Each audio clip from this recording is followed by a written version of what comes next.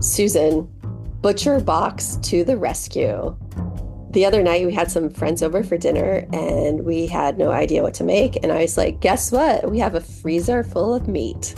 So my husband went down and thawed out some chicken from Butcher Box and made the best coq van that we've had in a long, long time. Yeah, you'd have been screwed without Butcher Box because I know you ain't got no time to go to the store right now.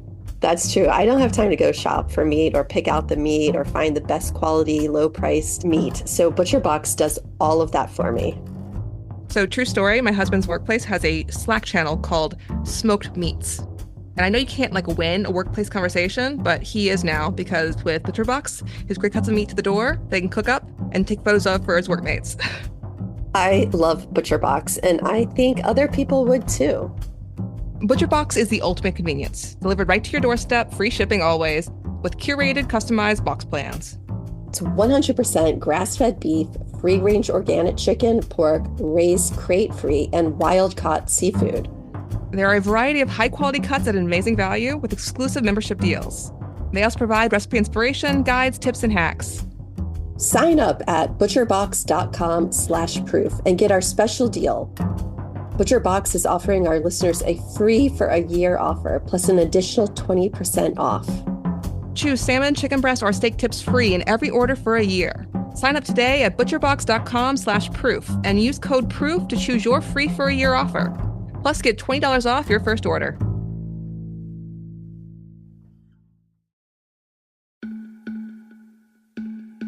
Hey, Susan, the last few weeks I've been followed online by ads for Noom.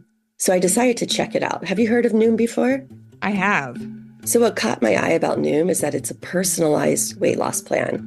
Yeah, most weight loss plans are sort of a one-size-fits-all deal, and that doesn't work when everyone leads such different, crazy, hectic lives. And I know for us, a big challenge of trying to eat right is being on the road a lot, and between airports and, me and the hotel breakfast bars. You do love those breakfast bars. Love those. A little too much. And that's why Noom is great. It addresses your lifestyle, your habits, and finds the issues in your life that are blocking your weight loss goals. It feels like a personalized weight loss plan to meet everyone's lifestyle. And the best thing about it, it doesn't seem to restrict what you eat and doesn't shame you when you choose to treat yourself. Hello, Manhattans. So if you want to get one of those hotel waffles, you're good to go. Look, you're going to have cravings. There's going to be things you want to eat. With Noom, you can. And Noom helps you lose weight while still enjoying your life. It also looks at your personal psychology. Losing weight starts with the brain, so why not look at your brain to see what would work for you? Stay focused on what's important to you with Noom's psychology and biology-based approach. Sign up for your trial today at Noom.com. And check out Noom's first ever cookbook, The Noom Kitchen, for 100 healthy and delicious recipes to promote better living. Available to buy now wherever books are sold. So don't forget, sign up for your trial today at Noom.com.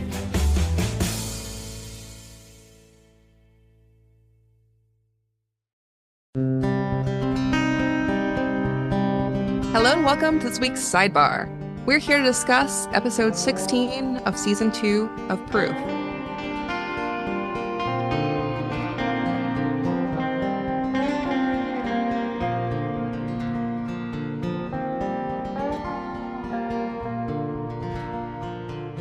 And this is actually the last sidebar for the season.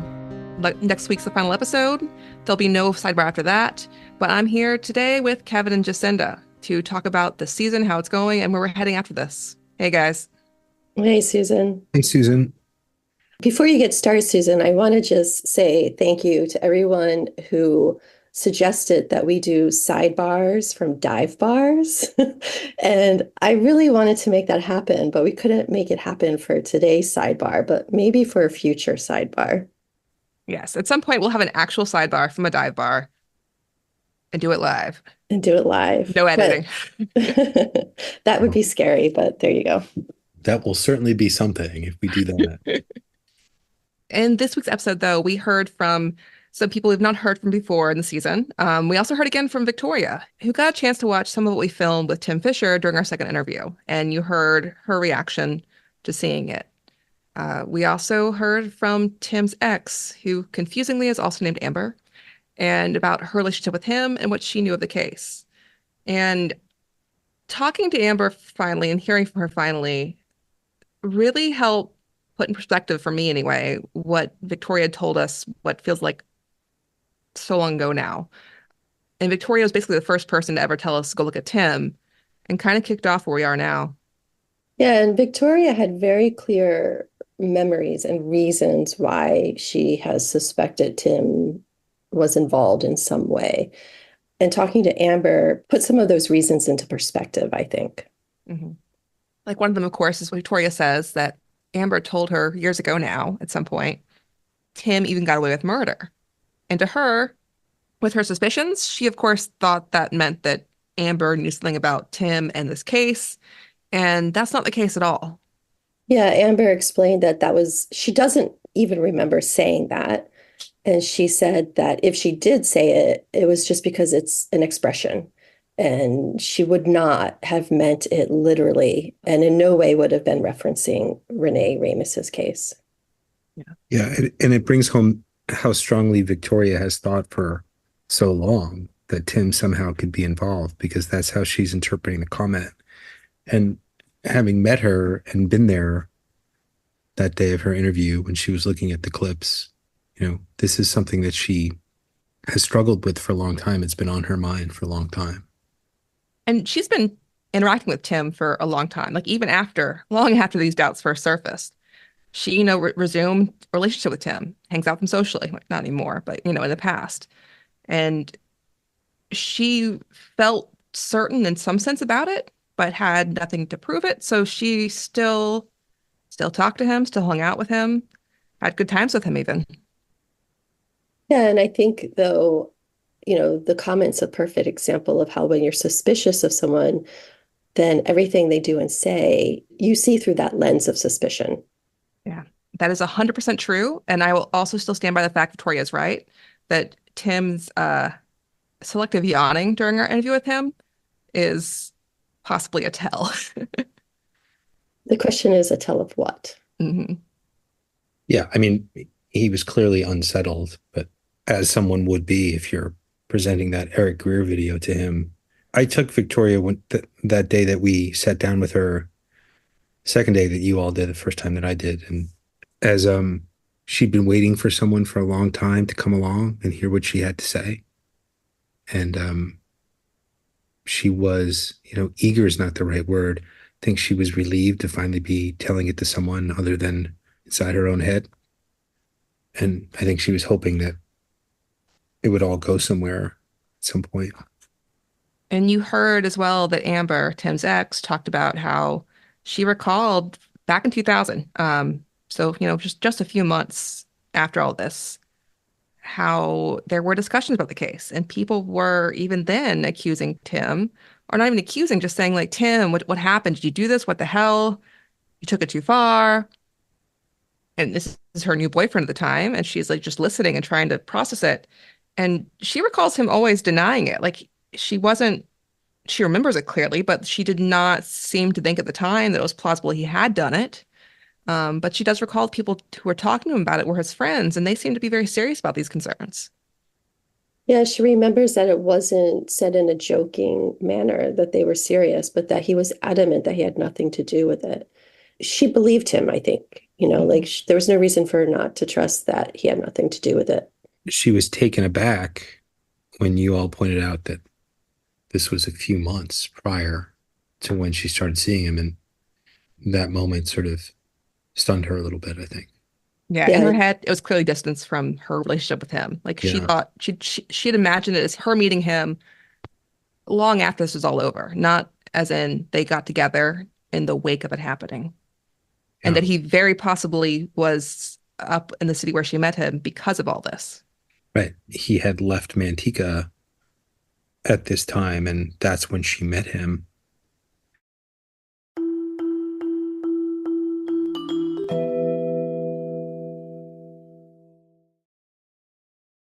Hey everyone, before we continue with this episode, I want to tell you about another podcast.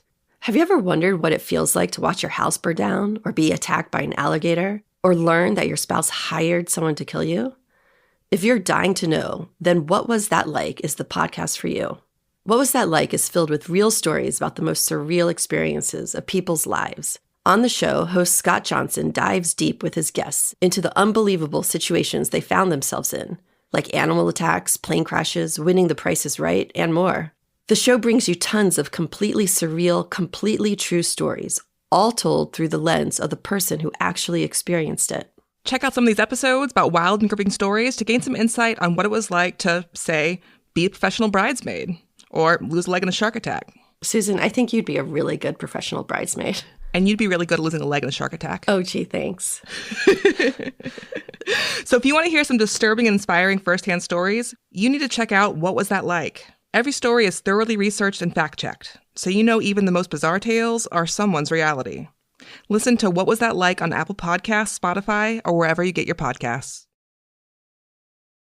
If you're listening to this show, then I'm going to guess you're a fan of true crime podcasts. So in the mornings, grab your favorite mug and pour yourself a dose of spine-tingling true crime every AM with Morning Cup of Murder. It's a short daily show that's the perfect podcast to incorporate into your morning routine. In less than 15 minutes, you'll hear about a true crime that took place on today's date in history. Each day's dark history lesson will kickstart your morning with intriguing tales of murder, abduction, serial killers, cults, and more.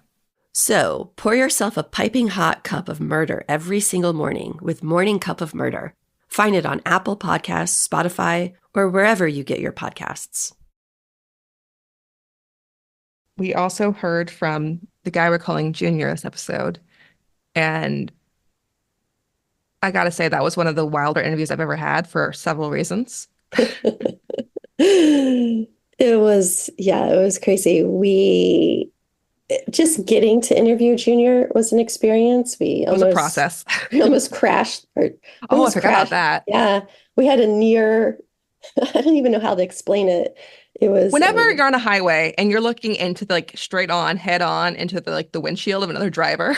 It's who was not coming good. towards you, and we were in the right lane, to clarify. We were going the right way. The other person was not. And everything is slow motion, and you're like, wow, that was really close. So just getting to the interview was a lot. And then we met Junior, and I agree, Susan, that was a pretty wild interview. He was able to put a lot of things in context that we hadn't expected. Even beyond what we heard in the show, just general background information about some of the dynamics going on in Manteca and Modesto in general. But I cannot stress enough how serious this guy was in believing that he might be arrested and go to prison for years by showing up to tell us what he knew. He was deadly serious that was a real possibility, and he did it anyway. And just to remind everyone, Junior came forward because he believes he has information about Jared Conway. And you're right. He came forward not knowing for sure what he was walking into. He thought we had made everything up and we were there to arrest him, which may explain why he was 3 hours late to the interview. He probably was pacing back and forth, wondering, should I do it? Should I not do it? I walked out to meet him when he got to the interview location, and the relief in his eyes when he saw me walking out was very real. I was not there for the interview with you two, but Jacinda was giving me constant text updates, and I didn't think he was coming. I was like, well, this guy is either full of shit or he thinks you guys are going to be, there to arrest him or something. But he did, and he showed up with bail money. So showed up with a lot of bail money, and this is someone who doesn't know anyone. He didn't know Renee and her family, doesn't know Jake, didn't know Ty. All he knows is what he believes. And what he believes is that Jake and Ty are innocent. And he believes he knows who did it. And he's like, enough is enough. I'll risk everything because it's not fair that this kid, now man, has been sitting in prison for 24 years. The one thing that stood out about that is that has not been the case with many people in this story. And a lot of people haven't come forward, and we all know that there are other people out there with more information. But this guy who has, legal problems did come forward. And I think on some level that's, absolutely amazing that he believes that strongly in making sure that justice is done. And he certainly knows Jared Conway in a way that nobody else we've spoken to does. That probably no one else alive does today. I mean, he was one of Jared's better friends, and from what I can tell, he didn't have that many. And certainly no one else is claiming him as a friend today on the outside. Yeah, and Yeah. he was a long-term friend. I mean, they would if they lost track of each other for years, be it because of jail or something like that, they would still reconnect. Yeah. Jared always came back from his trips to other states for undetermined and undisclosed reasons at times. Um, yeah, there's a lot about Jared that I wonder about, and obviously Junior does too. But as Junior explained, by the end of it, he was done with Jared for various reasons. He he'd had enough and was ready just, well, he says at that time, ready to move on forever. Um, Especially after Jared came and told him about this thing in Memphis that happened. And then, of course, that night is when his niece is abducted, and their relationship was really over for good. One thing we didn't mention in the show that's interesting too, though, is that that night, so Jared goes over to Junior's house and says, "Hey, man, I'm back in town. These cops in Memphis are trying to call my dad. Like, stuff's going on." Junior's like, "Bro, no, like, I'm over this. You gotta go. You gotta go now." Well, what he finds out later is that on the way out, at the next block over, Jared actually crosses a block party and tries to convince like a 17-year-old girl to get into his car with him. And the people there like are like, "What the hell? No, go, get away." And then he goes home and abducts Junior's 14-year-old niece. So in Junior's mind, Jared was just out for anyone that night. He doesn't think that he was planning on doing that to his niece. We don't know. But what Junior knows is that Jared also tried to get some other teenage girl to his car before that happened and failed. It almost sounds like, Jared knew someone from Memphis had called looking for him. He was feeling the pressure, like maybe his gig was up. Hmm. Which we know from the brother we spoke to, one of Jared's brothers.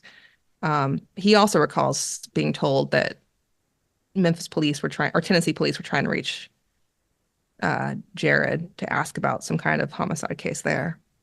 Yeah, I think he knew the walls were closing in on him. That's for sure. Except we now know for that case they weren't, or at least they haven't yet.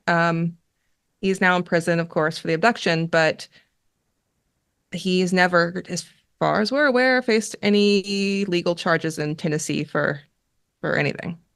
Jared did not admit to Latoya's murder, but I don't think we have many slash any doubts that he was involved in her death and possibly the only one involved in her death.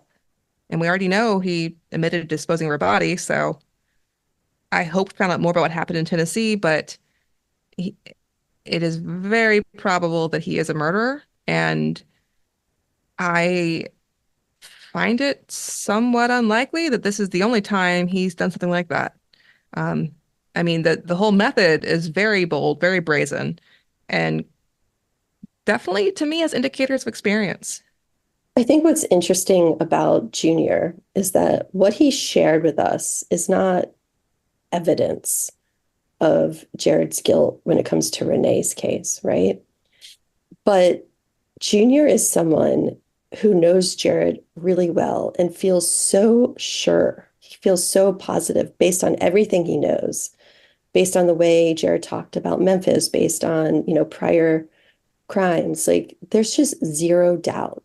Junior basically was like, you guys, you could stop your investigation. Like, I know who did this. Like, he's so sure. And he's not making the story up. I 1,000% believe that because it's not a story that it proves guilt. Like this is not something you'd make up to prove someone's guilty. It's something he experienced. And also there's, I mean, okay, look, it's isolated incidents, isolated events he recalls, but this is like years of him making jokes about about Jared killing Renee and seeing Jared's reaction and it building up over years of this. And as he says, it was a joke, but like it's kind of not a joke at some point. When you keep making jokes about your friend murdering a girl and watching their reaction, it ain't really a joke. Yeah. He really wanted to go to that bank, that's for sure. Yeah. When I heard the story the first time, like I said on the show, like I was like, I don't know if I believe, like, why are you so certain he's upset and losing it because of Renee's case? And when my map popped up where the Bank of the West had moved to by 0708, I was like, okay, well, I believe this is possible now because he was taking you to the Home Depot. We also heard the episode from the Source, whose existence we first learned about several episodes ago now from Kelly, who told us about a story she'd heard from the Source way back when about how her friends at the sister's house had a pair of backpack and shoes, and what happened when she went over there to confront the younger sister, Jamie, about it. Yeah, and again, this is someone who has come forward, and it's not by his own admission, someone who has Would a want to lot to come forward, gain. ever come forward. Yeah, it's not Yeah, comfortable or like it's not him and Junior both are people who would have sworn they'd never come forward, and yet here they are. yeah. Now, I remember, Susan, when we first talking about the source and after you had found him and sort of thinking like, well, why now? Why is he coming forward now, 24 years later? And that, in fact, is not the case. He, as you heard in the episode, he tried to come forward right after this all happened. I also feel very confident this is not the only time that is not the only time, and talking to us not the only time he's tried to come forward. There are other people we've spoken to who have talked to him over the years, and it made it clear to me that this is something that has bothered him on and off for a couple decades now. Um, and there are parts of his story that are strange and don't entirely make sense. And he himself was like the first to admit, like, I got no idea what that's about. I don't know what was going on there. Like, it was weird as shit. That's why I was so freaked out. Like, here's what happened. And again, like, it's clearly not a story he's invented to try and point guilt at someone, because that's not a story you can make up if you wanted to have like a coherent explanation of someone's guilt. He just remembers what he experienced. And even though it sounds odd, like that's the reality he experienced. That's what he saw and thought and interpreted at the time. And if parts of it are weird, he doesn't know how to explain it because he doesn't know enough to understand what all was going on. So in the episode, Susan, we talk about how if the source did in fact try to come forward and report this to Sergeant Harris, that would be a Brady violation. How 24 years later does one even go about proving that he tried to report this? I mean, if it ever came up, it would be in a court of law and you'd have testimony, any documents that exist. It would require a fact finder to weigh the evidence, figure out.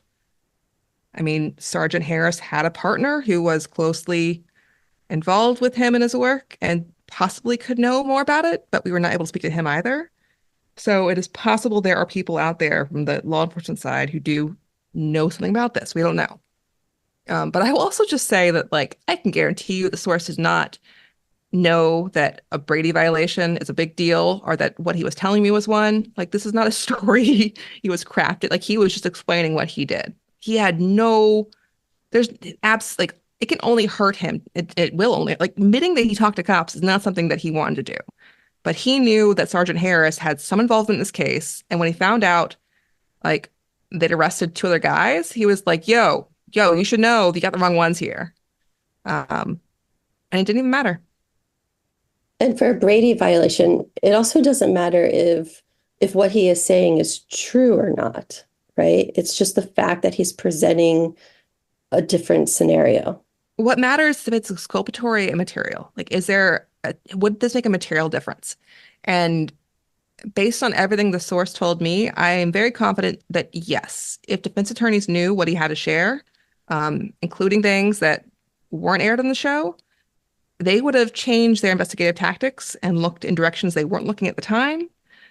And yeah, it would have mattered a whole fucking lot. Right. If they had heard that there was a pair of white tennis shoes left in his garage, and that probably would have made a difference.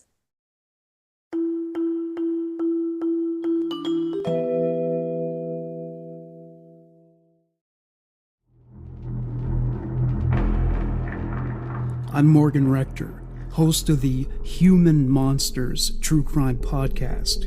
Do you find life boring within the comfort zone? This is the right show for you. It will test your endurance. The offenders profiled are among the most inhumane. These people specialize in the unthinkable. Human Monsters, available wherever you get your podcasts. In the 1970s and 80s, a monster hunted the Connecticut River Valley. 7 bodies found, 1 survivor, and no suspects.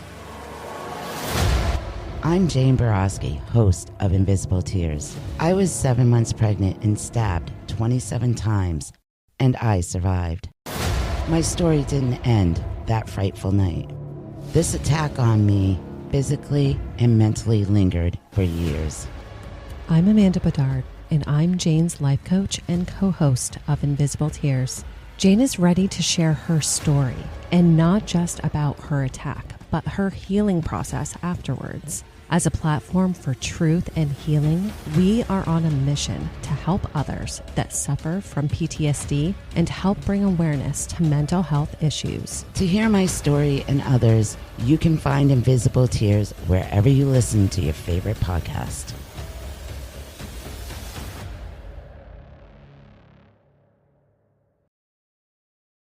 So next week is the final episode, and there will be a lot to cover then. But in advance of that, there's one issue we'll talk about now, and not in the episode, because quite frankly, we were not able to secure recorded interviews with some of the players involved.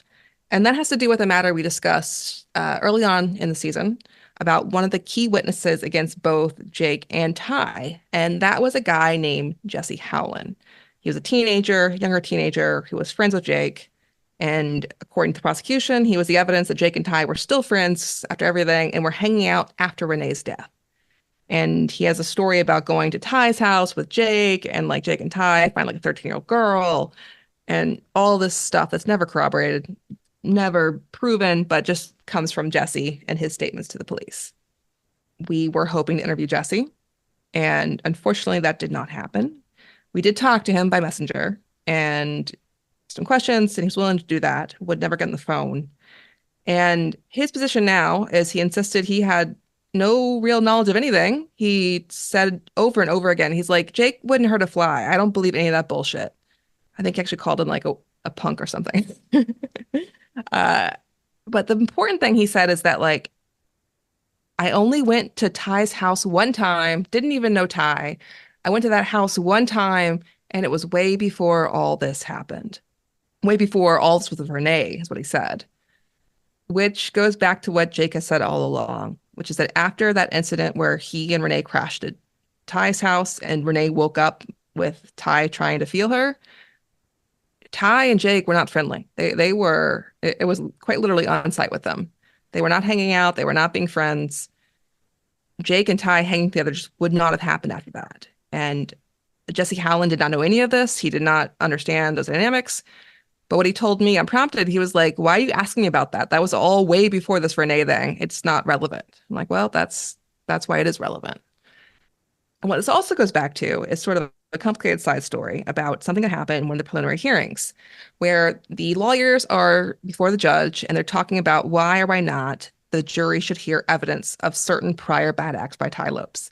Ty Lopes did have a prior record, nothing violent really, but definitely some theft charges here and there, a number of them. And the prosecution wants to get the evidence in to explain what a bad person Ty is and make the jury, more eager to convict him. The defense is trying to fight that and not allow it to come in before the court. So they're going back and forth. And there's one recent arrest on Ty's record. It was from April of 2000, so about a month before Renee's disappearance, where he had a stolen debit card from a man who had recently died, and he used it to go to ATMs and get money. Now, at first, the prosecution was trying to get this admitted to show, Ty's a bad person. He steals from old dying people. Let's have the jury hear what bad person he is. But the problem is this case never actually makes it to court. Ty is never convicted of it. Like, it just disappears. The prosecutor, Charles Schultz, is like, oh, you know what? I decided not to bother with that. No big deal. Given everything else going on, like, we just kind of didn't worry about that theft charge that happened right back then.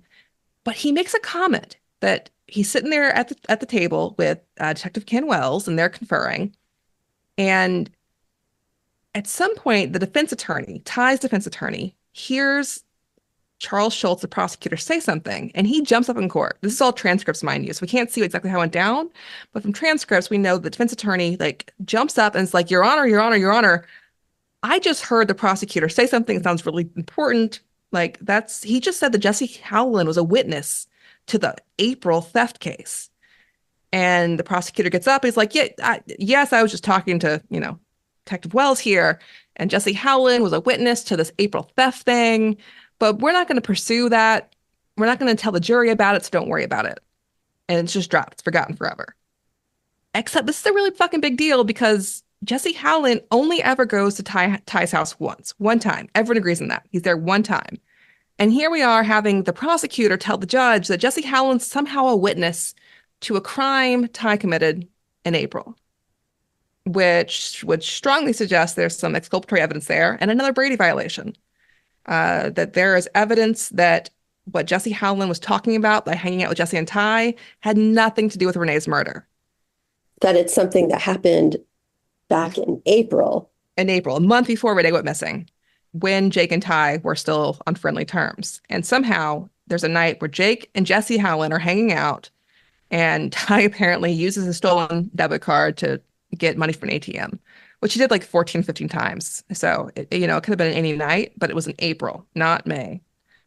And yeah, like that paperwork if found would absolutely be a Brady violation. And it's hard to imagine from the transcripts what else could be going on here. The prosecutor is overheard by the defense attorney talking to Detective Ken Wells about how Jesse Howland's a witness to an April incident with Ty. Anyway, that's what started me down the path of trying to find out what the hell was going on here and looking more into the theft in April that Ty was charged with but never prosecuted for. And that's what led me to the victim in that case's daughter. Now, the victim died. That's how Ty got the debit card. But I reached out to her and talked to her about it. And she gave me a call and said, yeah, that was so weird. Like, they were going to prosecute Ty for it. And at the first hearing, I went there and Detective Tony Souza came up to me and said, would you mind us not pursuing this charge right now? Ty Lopes is an important informant for us on an important major investigation, and we need him to help us with that investigation. So would you pretty please not object to us not prosecuting him for the theft right now? And she said, yeah, of course. I'm not going to get in the way of the major investigation, thinking that like he's an informant for a drug deal, and does not find out until she sees the news 2 months later that it was actually had to do with Renee Ramos' case. So in other words, Ty Lopes was an informant for the police for this murder. Like, he was literally working with Detective Tony Souza, to help solve Renee's murder, until at some point, Detective Souza changes his mind and decides his informant is actually a suspect and arrests him. We heard early on from Ty's sister and brother that he was an informant. And that he was happy to talk about it, that he thought he was safe. He was convinced he would never get in trouble for real for this because he'd literally been helping them solve this case. Yeah. He's witnessing an act that takes place before the murder, and it's sort of moved, either intentionally or not, down the calendar. For a time that would matter. To a time that would matter. Jesse Howland, yeah. But I also think it's interesting that Ty Lopes be an informant on this case because, again, Jake and Ty weren't getting along. So how exactly was Ty being an informant? I think it's quite possible that even though Ty obviously couldn't save himself, couldn't, stop suspicion falling on him, I think it may explain some of the investigation that was not totally clear before about how they proceeded, and why, for instance, Ty's nephew, Robbie Mendoza, was never questioned for more than a couple minutes, and why he never became a suspect, despite the fact that Josh Burrows claims he was part of the murder conspiracy. Right. Meaning that not that he is a suspect or should be a suspect, but if they were going down this road and Jake and Robbie are best friends and Josh names them all, then why is Robbie never seriously examined? And I think it's possible that Ty's role as an informant on this case could explain that. They didn't need to talk to Robbie because they're talking to his uncle about it. And I think it's likely that Ty's information he was giving to the police didn't come from Jake directly necessarily, because again, they weren't on good terms, but what he's hearing from his nephew about what Jake is telling him. Which is sort of nothing. Yeah, they don't get it. Like, it's not even useful in the end. They get nothing from him that actually helps. Yeah, in Ty's interrogation, I mean, he has nothing to say. He has nothing to offer. He even tells them, he's like, man, I'm not even convinced Jake did that shit. I also think it's possible that kind of could explain why they got Ty. And it might not just be about Ty himself, but the fact that they were so convinced Jake did this. And when Ty failed to give them evidence about Jake, I think that may have made them suspicious of Ty too. I think they felt or could have felt that, like, okay, well, Jake's obviously guilty, and our informant has close ties to Jake. So if our informant's not giving us real info on our suspect, they must have done it together. Yeah, it's hard to know what they were thinking, right? Like, but maybe. Yeah. I mean, it's a convoluted mess, but also the fact that the co-defendant was a literal informant trying to solve the case for the police should have been disclosed to Jake too. And without knowing what Ty was saying, it's hard to say if it was Brady or not, but like I think there's a very strong chance it was if we had those files to show what exactly went down. Meaning, just to spell it out, if there was paperwork showing that the credit card theft happened early in April, Which there is. Which there is, but that if there's some sort of paperwork showing that Jesse Howland was at Ty's house in April with Jake, then clearly not after Renee is missing, that would be a Brady violation. That would be too. But also the fact that Ty Lopes was an informant giving them info on Jake Silva, depending on what he said. We don't know how those conversations went down. We don't know what info was fed to the police from Ty. But if Ty was like passing the information about conversations he and Robbie had with Jake, they were all exculpatory. Yeah, there's possible room for a Brady violation there too. But again, you would have to imagine that Ty is telling his attorneys, guess what, guys? I was an informant. Yeah, right. Like, so he didn't, though. What we know from the files that he did not say that till after his sentencing. Really? Or after his conviction. Yeah, because the only documents we have. So we had the statement when I spoke to the victim's daughter from the theft case. She's the one who told me that like Detective Souza personally asked her to agree to push off the trial for that case to help them so they could use Ty as an informant. So she knew, but I do not think Ty's own attorneys knew till after his conviction because they come up and say then, shit, we have paperwork here showing this happened, Your Honor. And the judge is like, why do I care? which quite frankly, yeah, makes sense. Like he's the informant. It's not going to help him any. But I truly believe that Ty's own attorney was not told about this till after the fact. Or do you think Ty's own attorney didn't believe him? Like, how could Ty not tell him? We don't know. All we know is that the attorney apparently did not find the paperwork proving it until after the fact, which he did and tried to present to the court. I'll back up. What we know is that Ty's public defender for the theft case, not for the murder, but for the theft case from April, she knew about it. She had the paperwork, and somehow that got to the defense attorney for the murder case after his conviction before sentencing. Ty tells his attorney that he's working as an informant on that case. Doesn't she just raise her hand in court and say, Your Honor, we've got a problem here? How's it going to help him, though? Like, they're just going to, I mean, it might make things awkward for prosecution of Jake, but it's just going to be, for Ty's purposes, it doesn't really help him. They're just going to be like, oh, look, he was trying to mislead police about his own role in a murder. So in that sense, the defense attorney might have known and said, this is actually going to look bad for us. Like, it's possible. We don't know what happened there. We don't know. But what we do know is that Jake didn't know, and Jake's attorneys didn't know, and that's the problem. So it mattered for Jake. Yeah. Yeah. And also, it shows like how incompetent and ridiculous the whole investigation was. Like, Detective Souza's own informant is literally his suspect later on. Like, he, for months, thought he was trying to get his murder suspect by working with the guy that he later decided was actually the murderer. Yeah, I mean, we also don't know. Like, Souza could have said to this woman, hey, do you mind if we don't press charges because I'm working with an informant? He could have been lying to her and really... Why would he be lying about that? Because he didn't want to say, hey, I'm working with him as a suspect in a murder-rape case, right? Like, how would you work with him if he was a suspect by then, they should have had some sign of it, and there was none. This was like in June or July. It's early on. Sometimes they just watch for a while because they're watching to see if someone makes a mistake. I think it's just another example of there are lots of blind spots because nobody will turn over the files. Yeah, true. Yeah. Again, like Brady violations are hard to discover when an agency is not required to hand over their files, which is the case in California. They can if they want to, but they're not required to. They can, but they're allowed to choose not to. Yeah. Also, the fact of the matter is, most people don't like you to. I don't see them giving files to you, Kevin. I think maybe should go in there and You're welcome to try. Please be our guest. put my charm on. Yeah, so charming. Yeah. That, a lot of people write in about your charm, but we didn't want to like feed your ego, so we've been hiding those. People around the office find me charming too. Yeah. Well, unfortunately, the charm has not been enough to get files from the Manteca police or from Stanislaus County, who would not give us records about Jared Conway's conviction there. All the files we have from the court, and the court doesn't keep transcripts of sentencing, so they're pretty limited.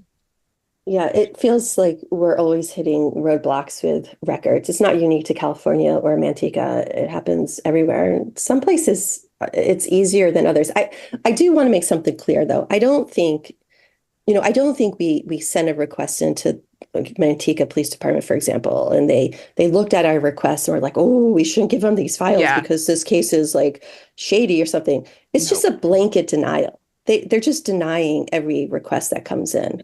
Yeah, there's no conspiracy behind it. There's no plan. It's just like they don't have to, so they're not gonna. Yeah, no, that's a fair point everyone should understand, because, I mean, it's happened to us a lot. It's certainly happened a great deal in California. Yep. It's just the response.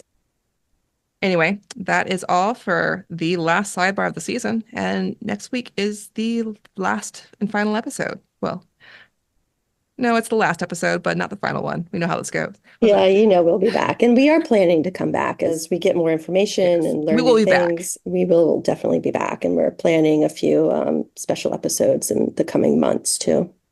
Yeah. So stay tuned for next Monday. Yeah. What are we going to do, guys, if we don't talk to each other every day?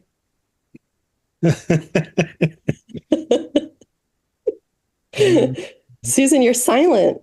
Yeah. That's the first time Susan has had nothing to say ever. Sorry, I had a stroke and a seizure, and I now have amnesia and forgot who y'all were. Yeah. It's a lot what it'll be like. Yeah.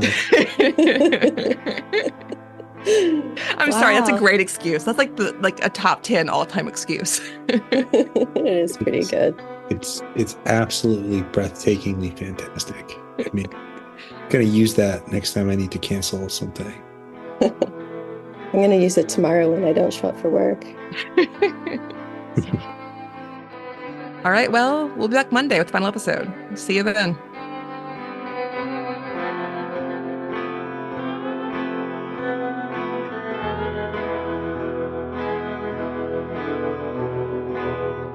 You've been listening to Proof Sidebar, a podcast by Red Marble Media in association with Glassbox Media.